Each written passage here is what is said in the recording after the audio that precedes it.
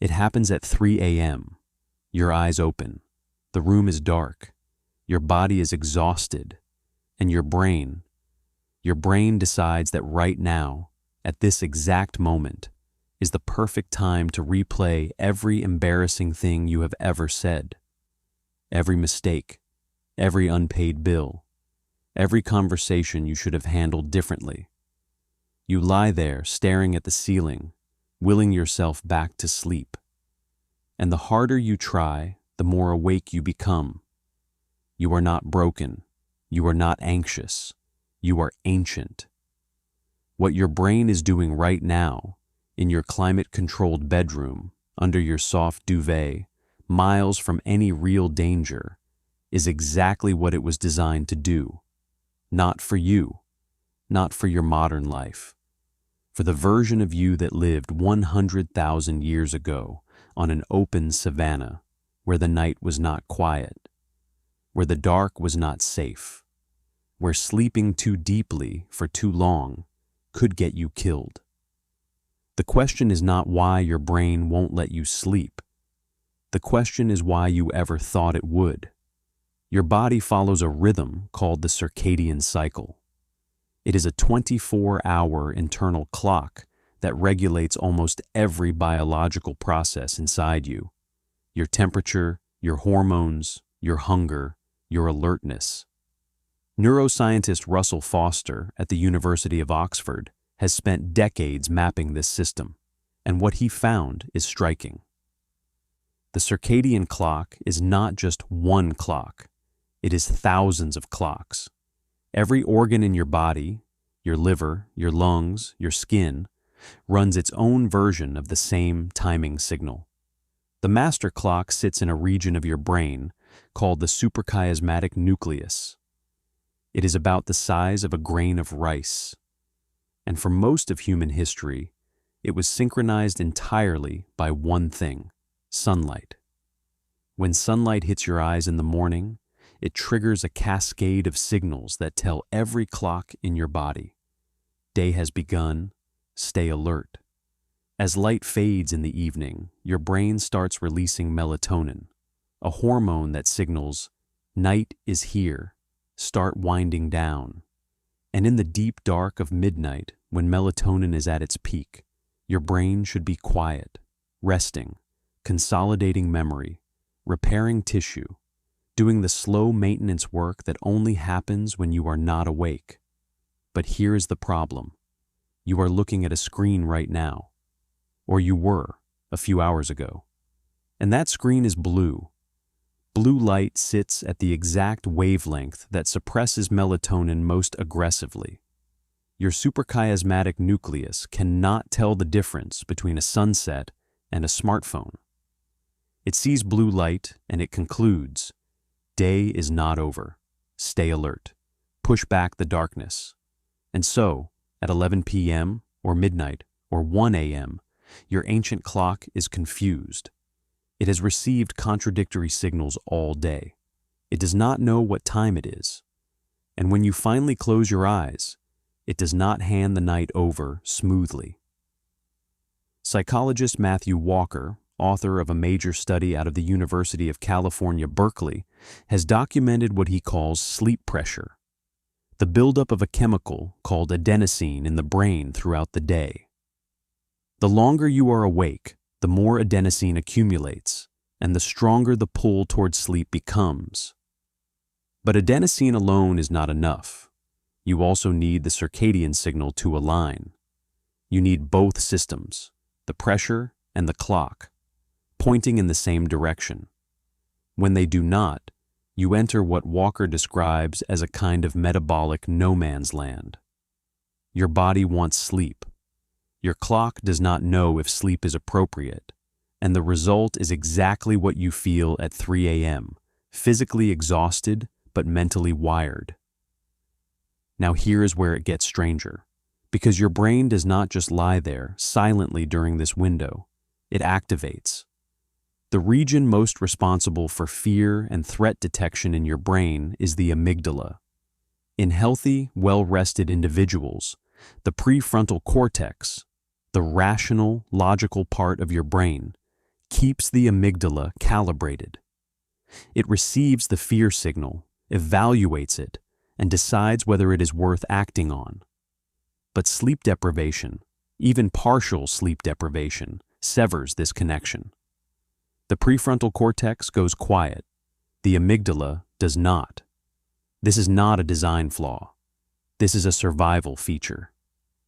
Think about what it meant to be a human sleeping in the open 100,000 years ago. The night was the most dangerous time. Predators moved at night. Rival groups attacked at night. Fire went out at night. The brain that woke up at 3 a.m. to check that the perimeter was still safe, to scan for threat, to problem solve, to replay the day's dangers and anticipate tomorrow's. That brain kept its owner alive. That brain passed its wiring on. You have that brain. Anthropologist David Sampson at the University of Toronto has studied sleep in modern hunter-gatherer societies, groups living without electricity, without screens, without alarm clocks. What he found challenges everything we assume about natural human sleep. Among the Hadza of Tanzania, individuals rarely all slept at the same time. There were almost always a few members of the group awake during the night, naturally, without any disturbance. The group staggered its sleep, with some individuals in lighter sleep phases, while others were deeper. The result was a kind of biological night watch, a built-in community alarm system that no one had to organize consciously. The brain that wakes at 3 a.m. in your quiet modern bedroom is running the same program. It is scanning. It is checking. It is asking, is everyone safe? Is the fire still burning? Is something coming through the trees? There are no trees, but your amygdala does not know that. What it finds instead, in the silence of a safe suburban bedroom, is a different kind of danger. Not predators, deadlines, conversations, relationships, money. Your brain needs something to scan for, and so it scans the landscape of your life. Every unresolved social tension, every financial worry, every ambiguous email you received yesterday. Your amygdala processes these in the absence of prefrontal regulation and treats them with the same urgency as a predator outside the tent. This is why the thoughts at 3 a.m. feel so catastrophic. They are being processed by the threat detection system without the moderating influence of the rational brain. A slightly awkward conversation from 2 weeks ago becomes evidence of social rejection. A credit card bill becomes evidence of financial ruin. A headache becomes evidence of something far worse. Your ancestors were right to be afraid at night. They were wrong about what was dangerous. You inherited the fear without inheriting the context. Neuroscientist Eti Ben Simon at UC Berkeley ran a series of experiments in which she deprived participants of a single night of sleep, then had them watch videos of strangers approaching them in a social context. The sleep-deprived participants consistently rated the approaching strangers as more threatening, more aggressive, and more likely to invade personal space. They also reported significantly higher social anxiety. One night. That is all it took to activate the ancient threat response in a completely modern social setting.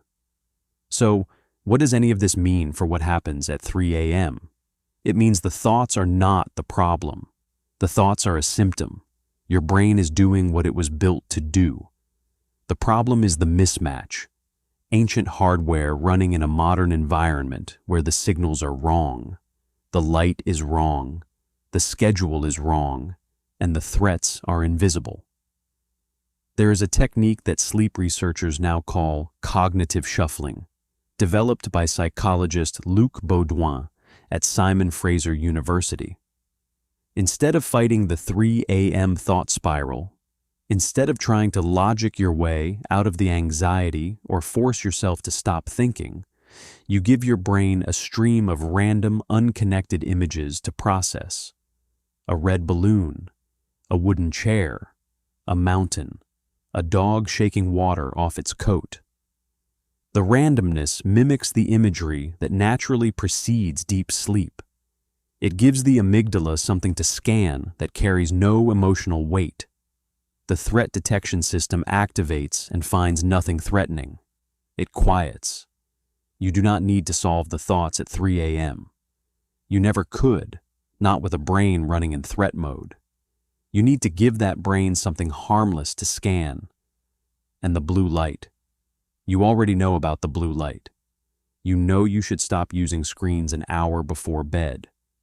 The reason it feels impossible is because screens are specifically engineered to do what sunlight used to do, to signal to your suprachiasmatic nucleus that the day is still happening, that there is still something worth paying attention to, that alertness is the appropriate state.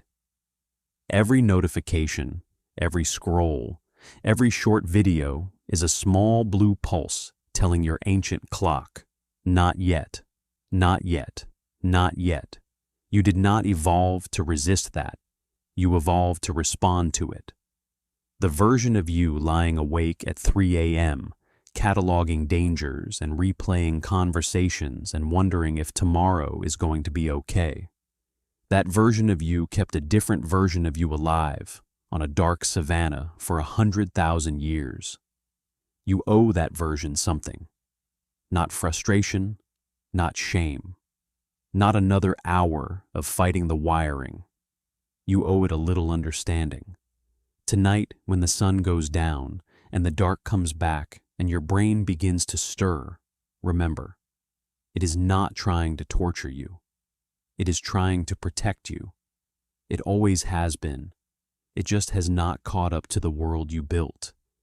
And maybe, just maybe, if you close your eyes and picture a red balloon, a wooden chair, a mountain, that ancient brain will decide that tonight, at least, the savanna is quiet, and let you sleep.